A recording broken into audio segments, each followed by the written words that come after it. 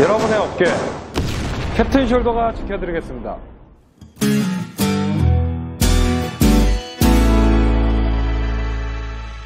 안녕하세요. 연상한병원에서 어깨를 포함한 상지를 담당하고 있는 정형외과 전문의 김주영 원장입니다. 이번 시간에는 손목 쪽에서 흔하게 발생하는 질환인 손목 또는 득괴르벤 건초염에 대해 알아보는 시간을 갖도록 하겠습니다. 우선 손목 건초염이 무엇인지에 대해 알아보겠습니다. 다음 그림을 보시게 되면 우리의 손목에는 손과 손가락에 붙는 수많은 근육들이 힘줄이 돼서 주행하는 것을 알 수 있습니다. 이 힘줄 또는 건이라고 하는 구조물은 근육과 뼈를 연결하는 강한 섬유성 조직으로 근육이 수축할 때 관절이 움직일 수 있도록 해주는 아주 중요한 역할을 하게 되는데요. 정상적으로 힘줄은 힘줄을 둘러싸고 있는 막이 있는데 이것을 건초 또는 건막이라고 부르게 되고 이곳에 염증이 생겨서 통증이 발생하는 것이 바로 건초염이 되겠습니다. 건초염은 손목에서 잘 발생하게 되는데 특히 이 엄지 쪽으로 가는 힘줄들에서 질환이 발생하는 것을 득괴르벤 건초염이라고 하게 되겠습니다. 득괴르벤이라는 이름이 생소하실 수 있는데요. 이는 1800년대 후반 이 질환에 대해 처음으로 발표를 하신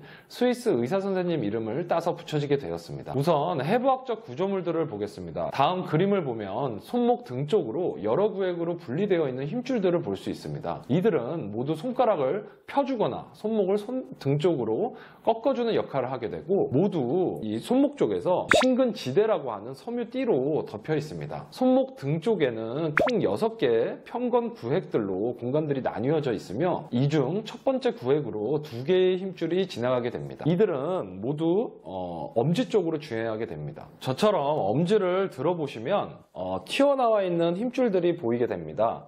이 중 바로 이 부분으로 지나가는 힘줄들이 장무지 외전건과 단무지 신건이 되겠습니다. 이들은 엄지를 들어주거나 엄지를 벌려주고 또 손목을 등 쪽으로 또는 위쪽으로 꺾는 기능을 하게 됩니다. 이 2개의 힘줄이 손목의 제1구획이라고 하는 좁은 통로로 지나가면서 마찰과 염증이 생기는 질환이 바로 득괴르벤 건초염이 되겠습니다.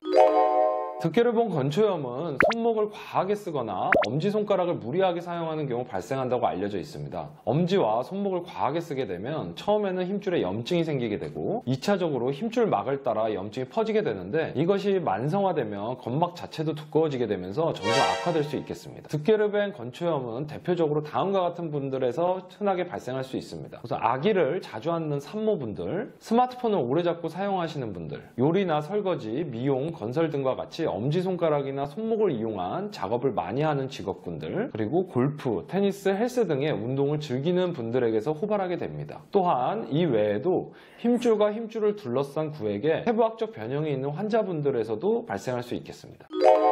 우선 제가 보여드리는 이 부위를 눌러봤을 때 통증이 있는 경우에 득괴르벤 건초염일 가능성이 있겠습니다. 환자분들께서 직접 해보실 수 있는 자가 진단법도 있는데요. 우선 저와 같이 팔을 쭉 편 뒤 엄지손가락을 나머지 손가락들 아래로 잡아준 후에 손목을 아래로 당겨줬을 때 이 부위에 통증이 발생한다면 손목 건초염을 의심해 볼 수 있겠습니다. 또한 심한 경우 부종이 생기거나 열감 등의 추가적인 증상들도 발생할 수 있습니다.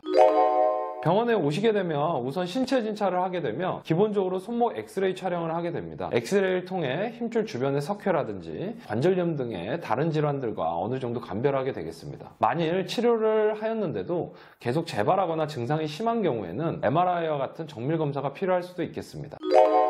증상이 발생한 지 얼마 되지 않는 급성의 경우에는 엄지와 손목의 사용을 줄이는 휴식과 냉찜질 또는 온찜질이 가장 기본적인 치료가 되겠습니다. 이와 더불어 약물치료와 물리치료, 체외충격파 등을 시행해 볼 수 있습니다. 다음과 같은 치료들로 호전을 보이지 않거나 통증이 너무 극심한 경우에는 주사치료와 더불어 보조기를 착용하게 됩니다. 대부분의 환자분들은 이러한 보존적 치료로 호전되게 됩니다. 하지만 보존적 치료를 3회에서 6개월 이상 해보았음에도 증상의 호전과 악화가 지속되거나 반응이 아예 없으신 분들의 경우 수술적 치료를 시행하게 되겠습니다. 부분 마취로 시행하게 되고 경우 이 부위에 2-3cm 정도 피부 절개를 통해 병변이 발생하는 제1편관 구획을 열어주게 되고요. 그 안에 염증이 있는 경우 염증을 제거하게 되겠습니다. 앞서 설명드렸듯이 이 힘줄 구획에 해부학적 변형이 있는 경우도 있는데 이런 경우에 수술적으로 제거를 해주게 되겠습니다. 수술 후에 2주 후 실밥을 제거할 때까지 보조기를 착용하게 되겠습니다. 대부분의 정형외과적 질환들이 그렇듯이 손목 건초염 역시 빨리 회복되고 다시 발생하지 않도록 예방하는 가장 좋은 방법은 우선 기본적으로 휴식을 충분히 취하는 것입니다. 또 이와 더불어 스트레칭 및 근력 강화 운동을 병행해주면 좋겠습니다. 평소에 엄지손가락이나 손목을 과하게 사용하는 습관을 피하는 것이 매우 중요하고 평상시에 손목 스트레칭 운동을 하시는 것도 도움이 되겠습니다. 환자분들에게 조금이나마 도움이 되는 시간이 되었으면 좋겠습니다.